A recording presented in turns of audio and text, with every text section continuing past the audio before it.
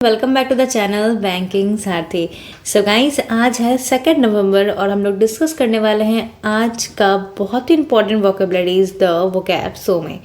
तो चलिए बिना किसी देरी के वीडियो को स्टार्ट करते हैं।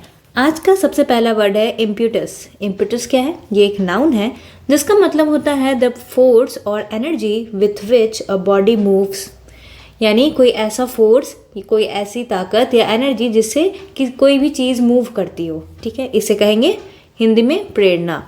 सिनोनिम्स क्या हो जाएंगे? मोमेंटम या प्रोपल्शन।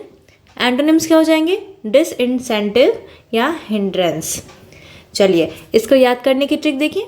इसे याद करने की ट्रिक है, इम्पॉर्टेंट स्टेटस पाने के लिए इम्प्यूटस चाहिए। यानी जब हम कुछ अच्छा स्टेटस पाना चाहते हैं, कुछ अच्छा करना चाहते हैं, तो उसके लिए क्या चाहिए? इम्प्यूटस चाहिए, यानी कि प्रेरणा चाहिए। हमें कोई ऐसी फोर्स चाहिए जो हमें मोटिवेटेड रखे। तो इस ट्रिक से आप ये वर्ड इजीली लर्न कर सकते हैं।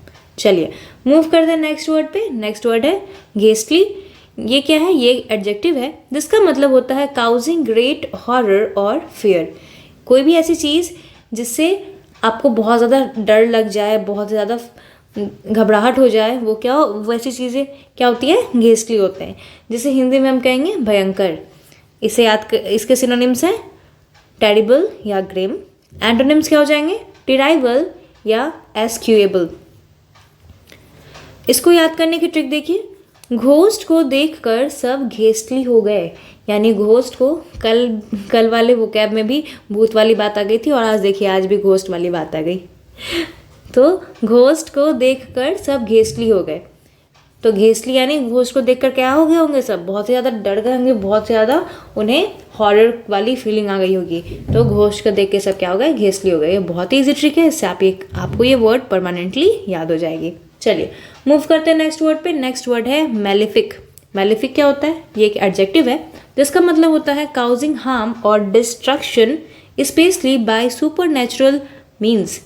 यानी कोई जो सुपर नेचुरल चीज़ें हैं, यानी कि कोई प्राकृतिक आपदा है, कोई प्राकृतिक चीज़ से क्या हो रहा है? बहुत ही ज़्यादा नुकसान हो रहा है, हार्म हो रहा है, तो उससे हम क्या कहते हैं? मेलिफिक कहते हैं। ठीक, इसे हिंदी में क्या कहेंगे? हानिकर। कोई ऐसी चीज़ जिससे हानि हो रही हो। चलिए इसके सिनोनिम्स देखिए, मेलिंग या बेनफुल। एंटोनिम्स क्या हो जाएंगे? बेनिफिशियल या फॉर्चुनेट। इसको बात करने की ट्रिक देखिए। साइंटिफिक कैलकुलेशन से ये पता चला है कि ये साइक्लोन मेलिफिक है। साइंटिफिक कैलकुलेशन से साइंटिस्ट लोग ने कैलकुलेशन किया, साइंटिफिक कैलकुलेशन किया और उससे ये पता चला कि ये साइक्लोन क्या है? मेलिफिक है, यानी साइक्लोन से बहुत ही ज़्यादा डिस्ट्रक्शन होने वाली है। तो इस ट्रिक से आप ये वर्ड याद कर सकते हैं। चलिए मूव करते हैं नेक्स्ट वर्ड पे।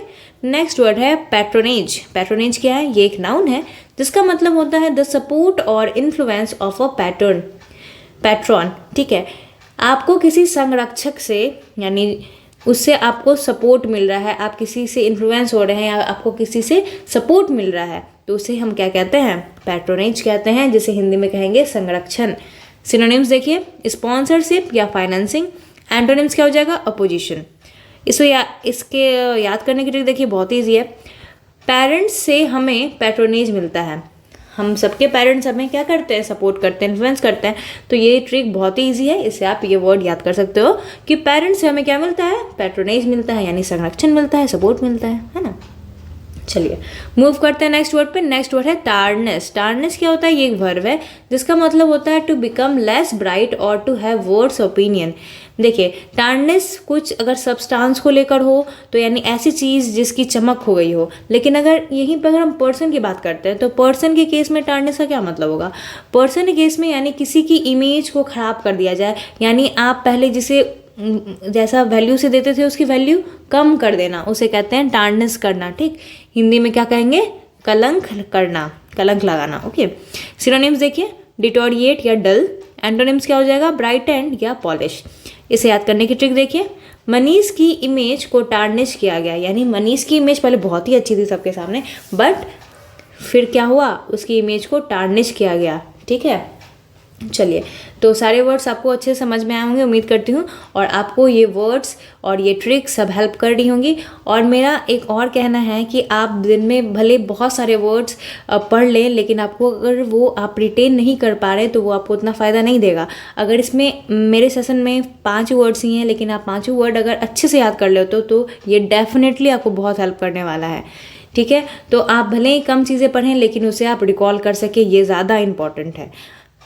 तो अगर आपको वीडियो पसंद आ रही है तो आप लोग कमेंट में ज़रूर बताएं, अपनी फीडबैक ज़रूर दें कि आपको ये सेशन कैसा लग रहा है। और this is for today, thank you and have a nice day.